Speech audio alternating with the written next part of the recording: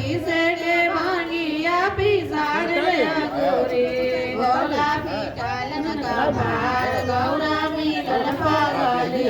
भोला ठोकालन का भार गौरा मिलन पागले पपघान हाली मम्मी के दुलारी भोला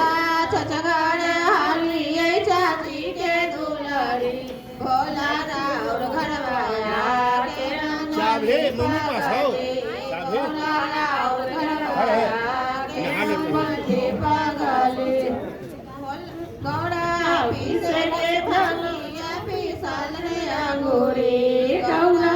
पीसे के भांगिया पिसाल ले गोरे गौरा पिटालन का पार गौरा मिलल पागले गौरा ठोके लगल पार गौरा मिलल पागले